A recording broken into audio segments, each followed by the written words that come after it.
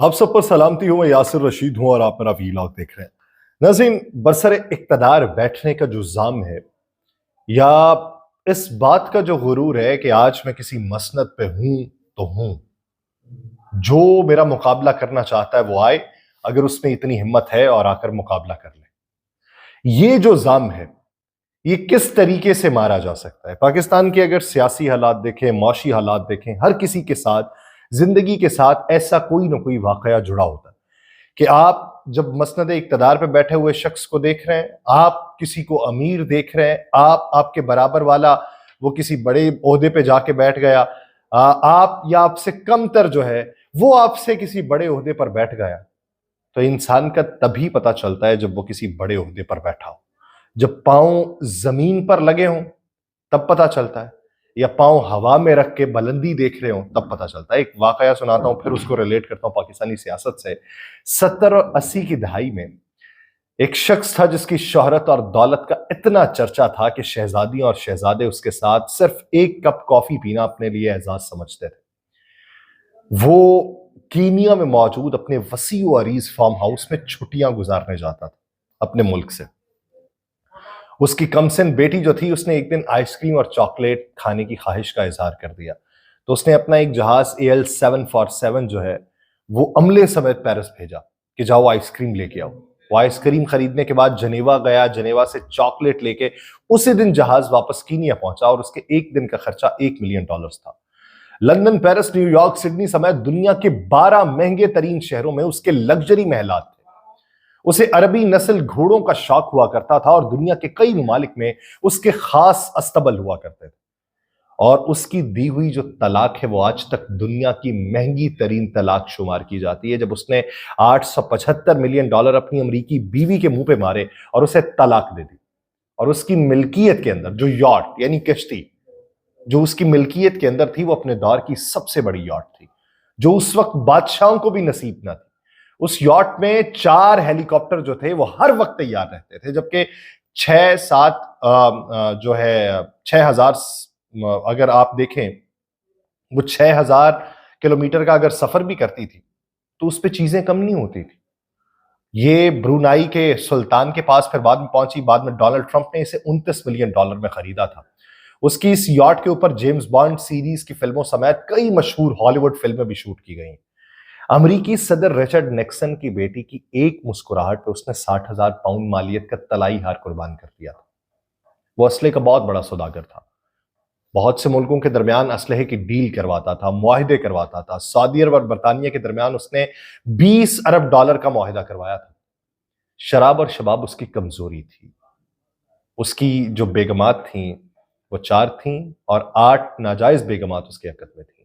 यतीमों पर दस्ते शफकत रखना, बेवाओं का ख्याल रखना, मस्कीनों की मदद करना या आफत ज़दा लोगों की मदद करना, इंसानी हमदर्दी के तहत फलाई काम करवाना, उसे इन सब कामों से सख्त एलर्जी थी।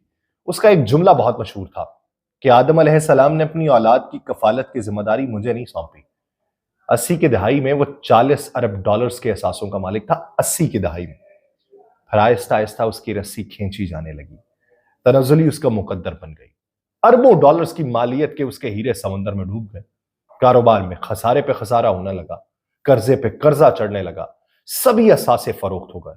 उसके दोस्त अहबाब, उसके चाहने वाले उससे नजरें फेर चुके थे और वो जो उसके साथ एक सेल्फी बनाना या एक तस्वीर बनाना चाहते थे, उस दौर में तस्वीरें होती थी, तस्वीर बनाना चाहते थे, वो भी उसको मुंह नहीं लगाते थे। एक लंबी मुद्दत वो गुमनामी के पाताल में चला गया। किसी को खबर नहीं कहां पे है, किस हाल में है, किसके साथ है। फिर एक दिन ये लंदन में किसी सऊदी ताजिर को मिलता है। इसकी हालत गैर हो चुकी होती है। ताजिर उससे देखता है, शशदर रह जाता है। ताजिर को कहता है वतन वापस जाना चाहता हूं, किराया नहीं।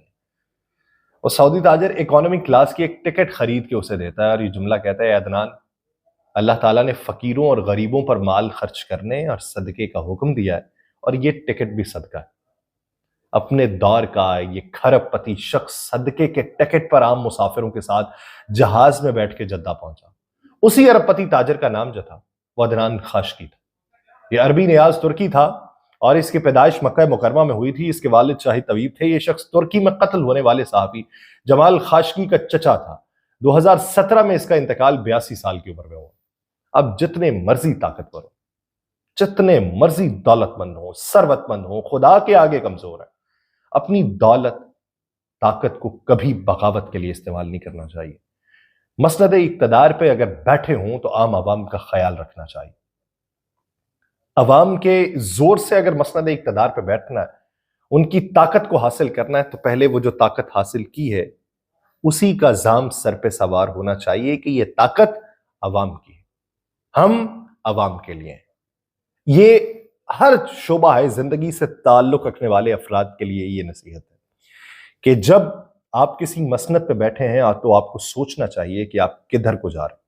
अभी मौजूदा सूरत हाल में हमने ये देखा है, हमने बेशुमार ऐसे लोगों को देखा है, मैं नाम नहीं लूंगा, बेशुमार ऐसे लोगों को देखा है जो माजी करीब में इलेक्शन से पहले कुछ वोटों की भीख मांगना चाहते थे और कुछ को यह भी मालूम नहीं था कि पता नहीं जीत पाऊंगा या नहीं, और कुछ को यह था कि बस इसका टिकट मिल जाए तो वारे न्यारे हो जाएंगे। लेकिन हालात बदलना और फिर एहसासात बदलना, वो भी हमने बदलते हुए बहुत जल्दी देखा है।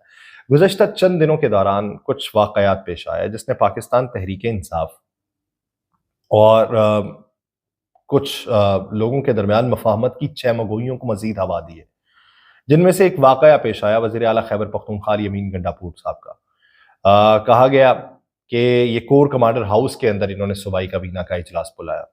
सोशल मीडिया के ऊपर, फिर नेशनल मीडिया के ऊपर बेशुमार बातें हुई, प्रोग्राम्स हुए। तो जब प्रोग्राम्स होने लगे तो तब उनकी तरफ से मौक़िफ़ सामने आया। इससे पहले तहरीक इंसाफ के रहनुमा जो हैं बैरिस्टर गौहर साहब, वो ये दावा कर चुके हैं कि खान साहब की जो अप्रैल के महीने में रिहाई हो जाएगी। ये दावा भी एक ऐसे वक्त में सामने आया है कि जब कई कारकुनान रिहा हुए हैं, जब पार्टी के चंद दीगर रहनुमा जो हैं वो मंजर-ए-आम पे आना शुरू हो गए। ऐसे में वज़ीर आला खैबर पख्तूनख्वा की जानिब से काबीना समेत इफ्तार पार्टी पे जाना और वहां पे जाके मामलात के ऊपर बात करना, तो उसके ऊपर बहुत से सवालात उठे। अब उसका जवाब ये आया कि सूबाई उमूर को अगर तय करना है तो हम इंडिया की फौज के साथ थोड़ी बैठेंगे, अपनी फौज के साथ बैठेंगे। ये जवाब तो माकूल है, और जवाब जो है वो अगर पॉलिटिकल पैराए के अंदर भी देखा जाए तो ठीक है। आपने अगर बात करनी है बॉर्डर स्मगलिंग के हवाले से भी या जो और दीगर मामलात हैं सिक्योरिटी के हवाले से भी, तो आपको उन्हीं के साथ बात करनी है। लेकिन इस सारे मामले को जिस तरीके से हवा दी गई, क्या वो सारी बातें ठीक थीं? क्या जिस तरीके से खैबर पख्तूनख्वा हुकूमत के तर्जुमान बैरिस्टर सैफ ने ये वाज़ेह किया कि काबीना का कोई इजलास जो है वो ऐवान वज़ीर आला के अलावा कहीं नहीं हुआ।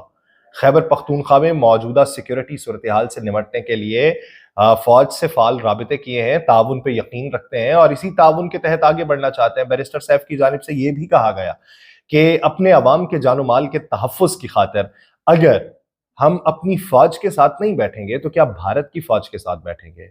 उन्होंने ये कहा कि ये जो इल्ज़ाम लगा रहे हैं वो अपना सियासी तौर पे कुछ फ़ायदा उठाना चाहते हैं। लेकिन इन्हीं दिनों में शेर अफजल खान मरवत वो ये समझते हैं कि उन्हें फ्रंट फुट पे आने की जो कोशिशें हैं वो रायगा जा रही हैं और उन्हें बैक फुट पे लेके जाने की कोशिशें जो हैं वो कारामद हो रही हैं। शहरियार अफरीदी साहब ने भी पैगामात दिए हैं कि कारकुनान को ऊपर लेके आना चाहिए।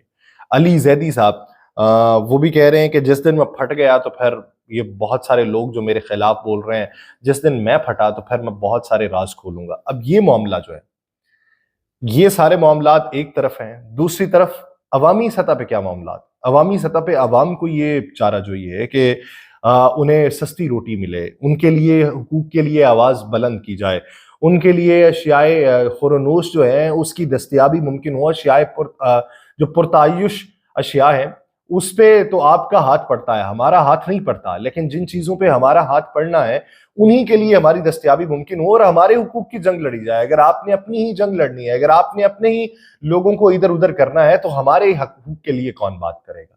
तो अभी ये सबके लिए पैगाम है कि रमज़ान मुबारक के इख्तिताम के मौके के ऊपर अगर हम किस काया कभी भी पलट सकती है, दिल कभी भी बदल सकता है।